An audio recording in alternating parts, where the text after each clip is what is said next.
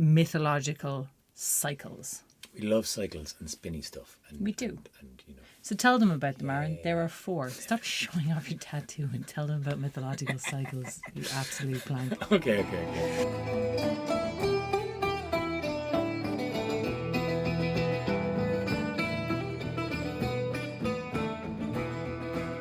Conas T, how are ye? Welcome back to the Candlelittales YouTube channel. And Hey. I have invited my brother Aron into my office where we are squashed. So much room. There's so small. much room. This video, without too many digressions, because we're both here at the same time, we're going to talk about what you need to know if you have never heard of Irish mythology before and it's all completely confusing and you don't know where to start. This is where to start. We will try and explain it. Irish mythology doesn't come down to us in an unbroken oral tradition, right? It started that way. It kind of is that way today, again, for some of us, ish.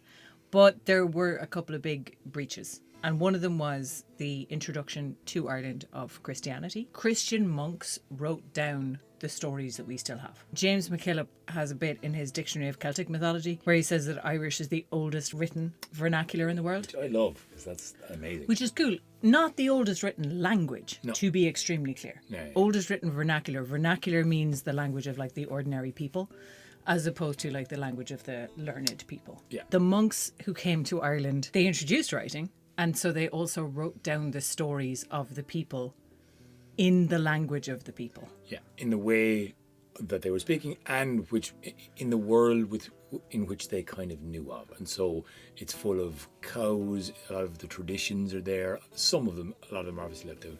Some of the customs, some of the ways of life, even just the style and the images of the lords and the rich people would parallel to the time that they were written down-ish. Or at least Absolutely. a kind of a... Absolutely. You kind of see culturally that a lot of these things are situated in the time that they were written down, which is kind of like, going back to around the 11th century, like that's the sort of customs and codes that were being referred to when these stories were written down. Because just like we do today, people reinterpret old stories. And they also were very interested in making connections between Christian biblical history and Irish mythological history. So you find a lot of these like funny little cross connects in Irish myth, which may have been put in.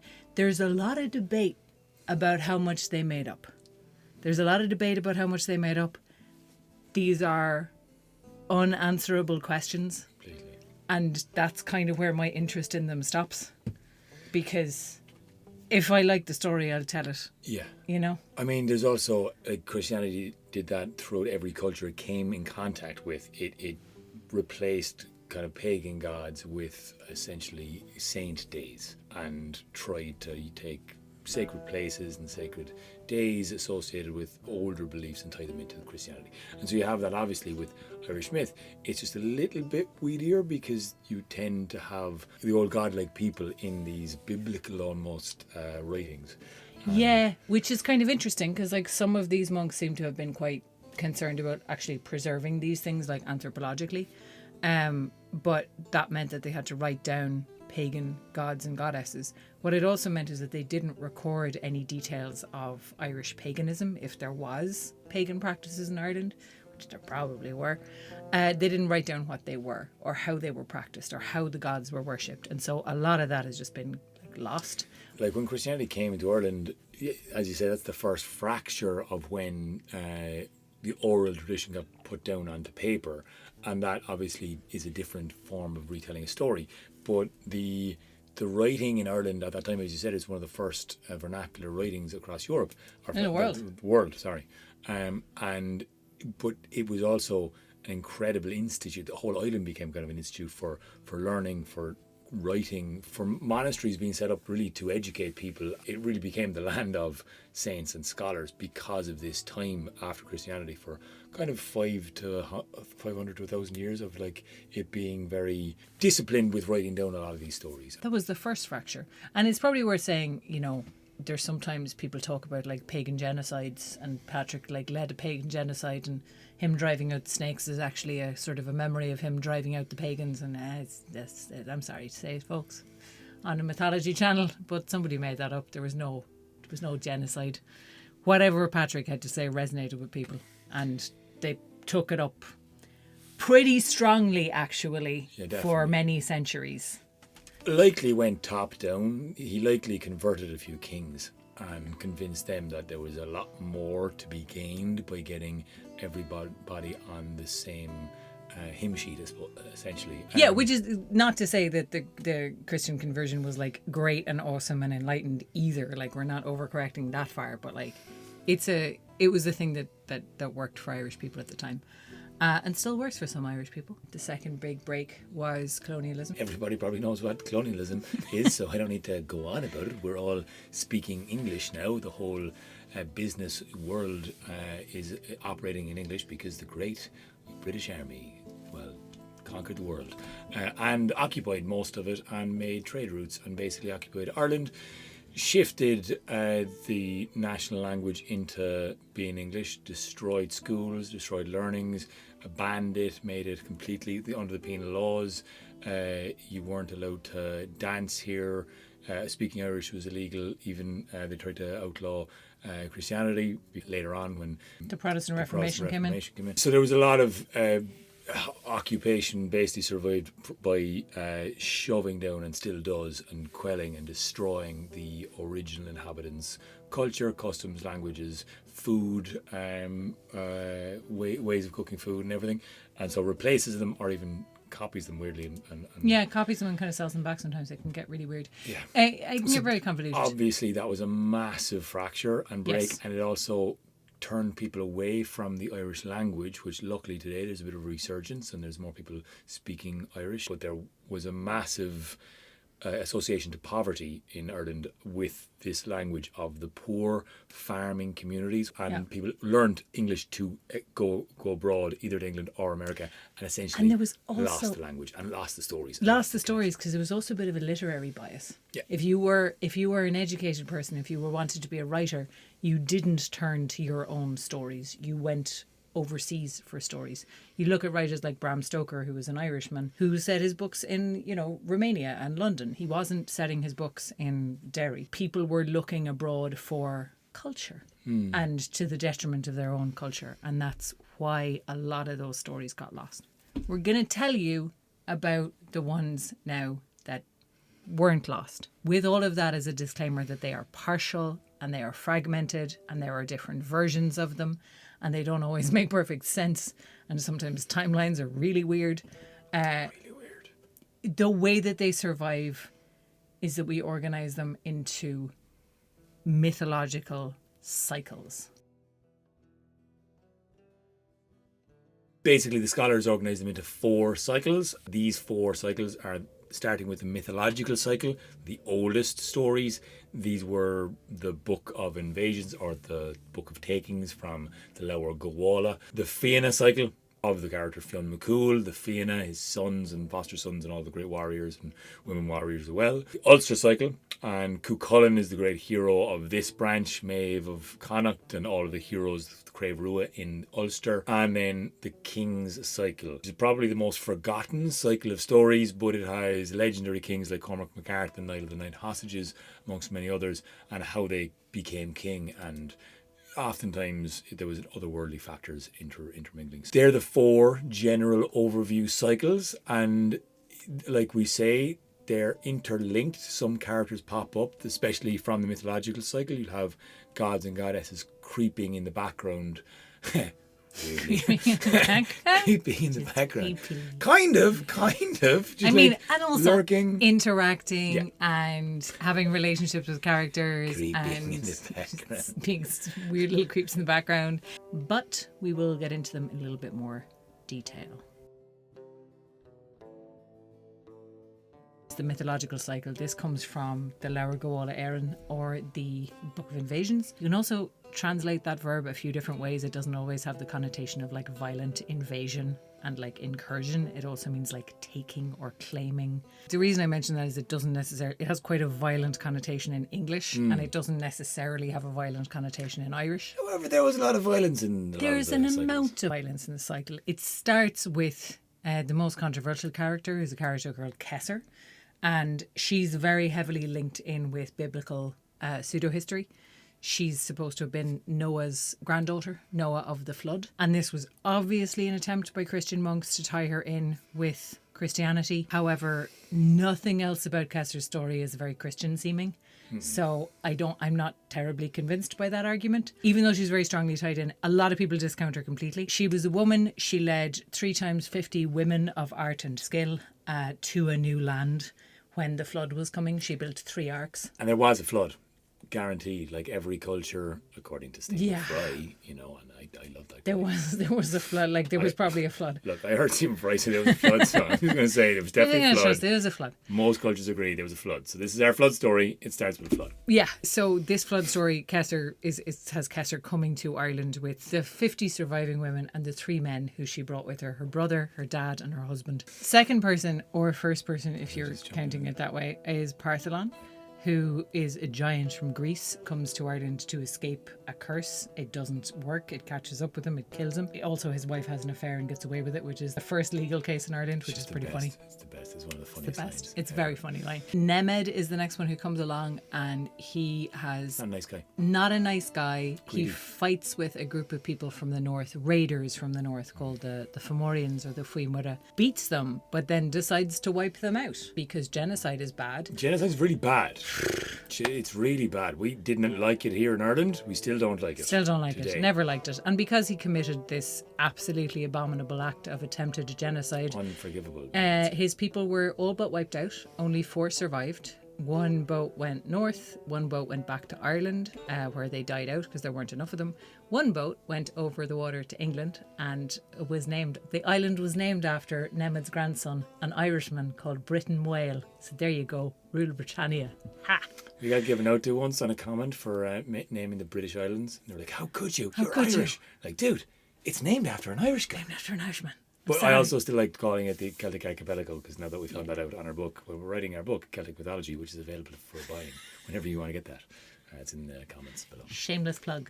Nemed and Britain Whale went there, and the last boat went south. Last boat went south to Greece, and that's the first boat that came back. Those people had a terrible time in Greece. They had an awful time. They became the Firbolg. Slaves. They were enslaved, they were put to hard labour, but they made their way back to Ireland, divided it into the provinces. There's this kind of thread running through these stories of, you know, the land as the main character and also firsts. Like firsts being really important. Like even when the people die out, it's like that's the first cattle, that's the first guest house, that's the first brewing. Yeah. The first death, the first judgment, the first... Yeah. So even if all the people are wiped out, it's kind of like this idea that the land retains a memory or retains an imprint of like humanity and people. So the Firbolg came back and they were the ones who divided the land into the provinces. And then a little while later, their distant cousins, the Tuatha Dé Danann, who had gone north and studied magic in the Magic Isles and gotten a whole glow up, came back and were like, hey, let's just split it. You just give us half. And the poor traumatized Firbolgs were like, absolutely not. You've come here to murder us all. We're going to have a battle. There's a great song by Planxty called Trouble with a capital T, and it tells this story. Trouble with a capital T. It's amazing. A lot of people don't know. It's actually literally about the Tuatha Dé Danann landing, burning their boats, and Trouble with a capital T can't smell the smoke. No, you'll find it. Can't see the sky, but I smell the smoke. So there was. They thought it was clouds, but it was smoke of burning.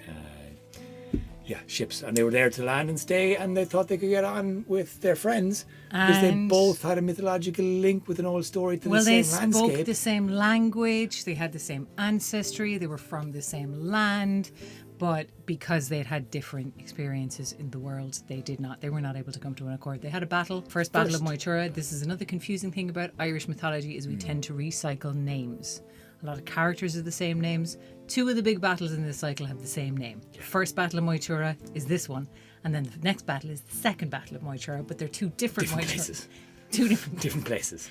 Not the same. Entirely not the same field. Not the same field. No. But different. It's just a very good name. It's a good. Well, It means the plane of pillars. Yeah. The poets built pillars so that they could stand on top of the pillars and observe the action. And not get killed. And not get killed. Freedom of the press was important in ancient Ireland. And they had to be recording it and watching it to pass on the stories, otherwise we would not know the stories to tell you. Exactly. So that's how we know, because people stood in pillars and watched the fight happening below in two different places, but they called them both the same thing. So that was the first battle in Moytura. The Tuatha Dé Danann won. They gave the Firbolg the province of Connacht, and they kind of, after that, intermarried and kind of mixed. And then the kind of next episode in that, nearly the last, but not quite, the Tuatha Dé Danann fought against the Fomorians. The Fomorians were those raiders from the sea. And they're pretty heavily vilified in a lot of retellings. It's hard not to. It's the whole Christian influence. They want the dual kind of good, bad, light, dark. I literally constantly get stuck in it when I'm telling that story, because it's just, you automatically want to find a good guy and a bad guy. You know, there's somebody coming to invade Ireland and defend it just seems to be a righteous act. So the Fomorians, think of them as sea people and the Tuatha Dé Danann as land people, and they come into conflict, which is usually how I think of it. Nobody's evil in this, because certainly nobody is particularly good. They fight the Tuatha Dé Danann and win that battle as well. There's a lot of stories that take place in that period of time. And then finally, the Gaels, which was the Celtic tribe that came from Spain to Ireland, they arrive in this story. A little old man comes visiting, and the Tuatha Dé Danann think that he's spying for an invading force and put him to death on not very much evidence. His nephew Mill was a famous and mighty warlord with a huge army, and arrived to take revenge. That's the final conflict then, is the sons of Mill against the Tuatha Dé Danann, and the sons of Mill winning, and the Tuatha Dé Danann not actually leaving but going behind the veil into the other world, going underneath the hills into the she mounds, and having making their holes underground. So they stay present, creeping along in the background. Creepily. And not uncreepily, in fairness. not uncreepily. They're pretty spooky. Even the Morrigan would terrify you. Yeah, and we've got a lot about them in the Irish Gods Explainer, and we're also kind of taking them one at a time in separate videos, just to give people a breakdown of who each of these characters are. So follow and like for more videos if you haven't already. Okay, Pluggy, tell them about the Ulster cycle. Okay, so the Ulster cycle is one of my favourite cycles. It's probably the cycle of mythology most people get introduced and inspired by first in Ireland, certainly in schools, because it revolves around the hero Cú Chulainn, the Hound of Cullen. He's born as a boy named Setanta, and basically he's brought up in Ulster, which is the northernmost province in Ireland, was ruled by Cruthor Magnassa, a king in this cycle. He won the kingship from his mother, Nessa, and basically there's a great band of warriors called the Crave Rua. He's the leader of the fiercest warriors in all Ireland at the time, and they were the deadliest, they were the fiercest, and there's a select kind of list of characters that come up in this band of warriors.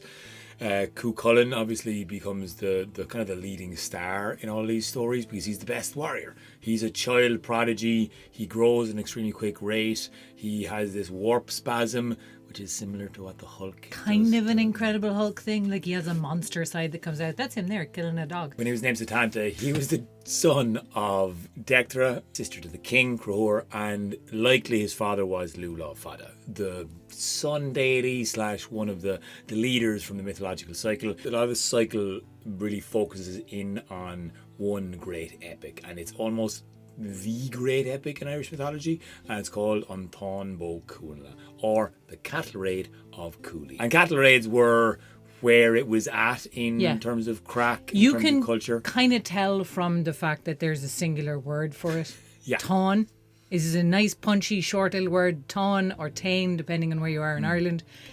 It just means cattle raid. So the Táin, people often refer to the Táin Bó Cúailnge as just the Táin. We tend to be very specific about it because there's a bunch of Táins in Irish. Táin Bó, whatever the fuck. Depends where you're getting There's the a couch. few different Táin stories. The Táin Bó Cúailnge is definitely the biggest, longest, most complete of them all. there's loads of build-ups where Cuchulainn trained, how he wasn't there during the big breakup of the Crave Rua, what happened, and of course the curse as well. the other kind of main character, if you want, of that cycle, Queen Maeve of Cruachan. Queen Maeve is, again, similar to Balor, quite villainized in these stories and often kind of made the bad guy because, well, Christians like to villainize women. Yeah, anyway. and she's the aggressor. And also, she's super horny and she sleeps with everybody. Yeah, so it's easy for the monks to go, she bad. Bad lady. Sex is bad. I maintain if you stack Queen Maeve and King Cruhor side by side, Maeve is morally superior by a hair. There's not a lot in it. They're not pinnacles of leadership, either of them. Well, like, they're good leaders in that people follow them. Yeah, they're bad leaders in that. They're bad leaders in that they're bad people. Countries to war and they're horrible people. They're both really awful horrible. people. Yeah. But you do tend to get this thing where like Cruhor is associated particularly with Christ. Yeah. Because he's born on Christmas. And his death story, like he dies Trying to defend Jesus, because he hears about it and he sees a solar eclipse, the shittest which is hilarious. story ever. It's pretty funny. But like it's a very clear tie-in again by the Christian monks going like, here's a king who we can link to Christ and who we can kind of say is a pagan who he's the only pagan who got into heaven. And so the Ulster cycle essentially is the cycles that we know most about in Ireland because everyone kind of in school gets told how Cuchulainn got his name from Stanta, maybe one or two other stories. And then the other big cycle that we all know about is The Fianna. This is another one that you get a lot in schools because I think both of these characters, both Cuchulainn and Fionn McCool, both have good like boyhood stories. They have good childhood stories. They have good coming of age stories. And for some reason, modern culture is perpetually stuck in coming of age stories. So Fionn has a great coming of age story. It's a salmon of knowledge. He's a young boy raised in the wilderness, burns his thumb on a magic fish and gets the access to all the knowledge of the other world, and then goes on to be the leader of this group of warriors called the Fianna, who were a kind of a like Robin Hood and his merry men group of like people who lived off the land, people who were like poets and seers and warriors, and who had this sort of, they're quite romantic and they're quite fun and they're a little bit more light than the stories of the Ulster cycle. It's less of an overarching narrative. There is an overarching narrative in it. We're trying to put one on our podcast, our current series. We tried to put that narrative on it from origin, and it's quite a lot of work because you're really reshuffling, reworking, and almost re-narrativizing the whole thing because it doesn't come down like that at all. No, because it's not sequenced. You've got your kind of stock characters. Everybody knows who they are. Everybody is like familiar with them. They have these adventures together. You get like one of the Fianna or a couple of the Fianna. You often get Diarmuid O'Grina and Conan Whale of Morna. Like they're often kind of a comedic duo because like Diarmuid is like young and hot and Conan Whale is like, you know, fancies him. Old and bald and kind of seems like he does fancy him. Bit of a closet. Let's bit of a closet case. Just between the grey area, just looking at reading between the lines. Fionn kind of emerges as this great hero and this great like father figure to the rest of the Fianna, leads them on all kinds of epic battles. And then there is a sort of an end to it in that it all falls apart, but it also in another way never ends because there's a folk tale about a little bit like you have in England with King Arthur, where Arthur and the knights will come back when they're most needed. There was also an idea of like Fionn and the Fianna were under hill and would come if Ireland was terribly threatened. Although what they're waiting for exactly after you might have missed everything Ireland has been through, I'm not sure. Might have been like a nice one to keep in people's minds when there was occupation and devastation. Well, let's not dwell on that. Let's talk about the kings, Aron. Okay, so the King cycle is, like I said at the start, one of the most forgotten cycles of stories. And these are kind of the stories of the ideal leader in Ireland. There was almost certainly no long-term high king in Ireland because we still can't get people from the north, south, east or west to agree on anything, even in one county, not to mind a province, not to mind the whole island. Yeah. So people just generally are hard to rule. Unless it's with an iron fist. And there was a king on every hill according to old Yeah. ways of talking about these things. They- There's lot of little. lot of little kingdoms, and there were ranks. There were ranks of kings in old Ireland. There were, like in medieval Ireland, you had like different ranks of kings, with the highest rank usually being a provincial king. And then the idea was that there was at one time a high king who ruled over absolutely everybody in Tara, which is in Meath, which is in the middle of the country. That's what the name means. Meath. That's the place that was called the Fifth Province. Ulster in the north, Munster in the south, Connacht in the west, and Leinster in the east, and they're the 4 provinces in Ireland. And Cuaga literally means province. Yeah, Cuaga means fifth, and Cuaga also means so it means 1/5. Like we have the island divided into quarters, but the word for it in Irish means 1/5, which is partly why people think that there was a fifth one. Westmeath and Meath has Tara and Ishnok. These are called the 2 kidneys of Ireland. Instead of the heart being the centre, the kidneys were seen as like the most important points. They were used for ceremony, gatherings. A lot of the Celtic fires were lit on specific hills, especially Ishnok. And Tara was where they ruled from. So the High King was there. So all of the stories of the High Kings basically talk about the leaders from a young age coming into either a contentious or unperfect ruling system or leadership system, and having a claim to the kingship and taking it over and leading Ireland through a really prosperous time. Mongan has an amazing story. King Cormac MacArt, Niall of the Nine Hostages. Mongan's a provincial king. But it's a great story. It's a great story, but he is a king of Ulster and he's not a high king. But you kind of get that in the king cycle, where they're mostly about the high kings. Some of them are about provincial kings.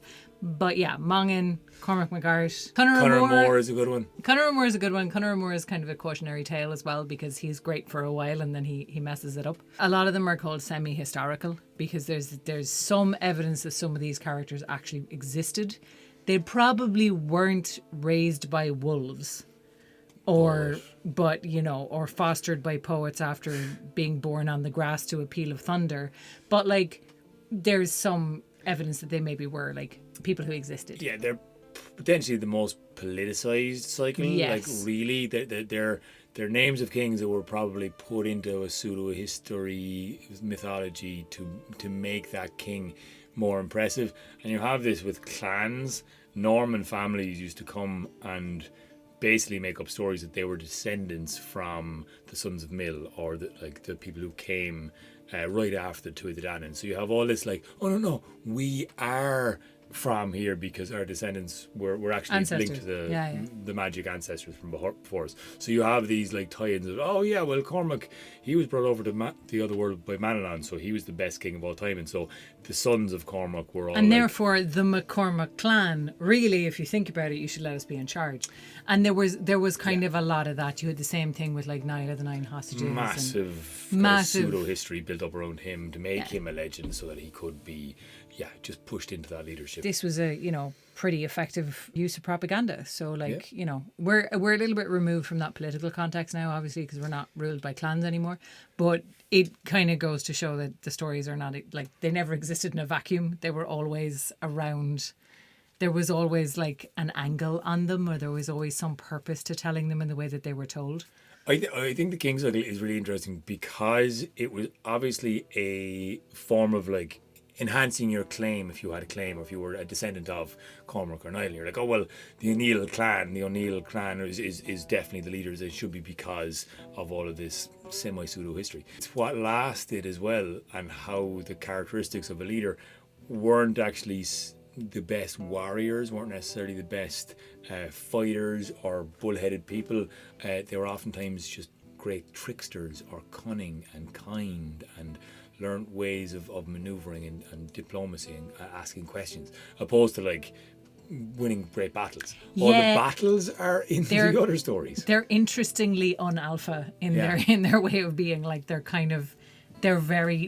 shrewd negotiators and good at relationships. Yeah. Which I think does probably say a lot about what leadership was like in ancient Ireland, and what kind of qualities were actually looked for in a leader. But again, what kind of leadership was idealised by the people of the time when they were written down? That goes back to the start of this video when we talk about when they were written down. It's a little view inside of what the people and these ancestors of ours kind of held on to in belief, and so that these were leaders that they, hoped one day might be able to lead them into a time when there was salmon jumping through the rivers and there was wild Endless game, prosperity. endless prosperity. And this idea, but like the ideal of prosperity in the land is that there's constantly wild game in all of the forestry, and the kingship would always be held in Tara, and everybody would be given food there from the land that was basically there to provide for people. And that there's some core messages in there that I still think are beautiful that have also been kind of washed away with them being forgotten. So. Yeah, and like they were forgotten, and they were told much less when Ireland was not sovereign. And so I think they should be told more now that it is, because there's some really good stuff in there about what ideal leadership looks like. And I agree with a lot of it. So although our mythology is broken and fractured and confusing and clustered and thrown around in squiggly lines in these cycles, the fractures have actually informed the development of how we tell them and why we tell them. Absolutely. And it's a really interesting full circle when you look at it that way, and it's endlessly fascinating once you delve into it a little bit, which we've been doing for quite a while now. So I hope that this has been clarifying for some people. If you found something or if you heard something new in this, drop us a comment below and let us know. If you have any questions, let us know. If you'd like us to expand on something else in a future video, we can certainly do that. And yeah, let us know which of the cycles you thought was the most interesting, which one you'd like to hear more of. You can check out our podcast for many stories. Yeah, I think we've covered the mythological cycle fairly extensively in a whole episode, a whole series. We've done a lot of the King's stories. We've done a load of the Fianna, especially in the most recent series, and we've certainly done the Taun, I think 3 or 4 times in this podcast. So we've covered them a fair amount of time, but it just takes a little bit of listening too. But this weekend I met a lot of people who told me that they were listening to our podcast in person because we had a festival, so that was nice. Thank you for listening to our channel. Thank you for listening to our podcast. Thank you. Especially to our Patreon supporters who give us support by following the links down below. And if you'd like to find our book, Celtic Mythology, you can get the link below as well. Or just stay tuned for next time. Follow for more. You!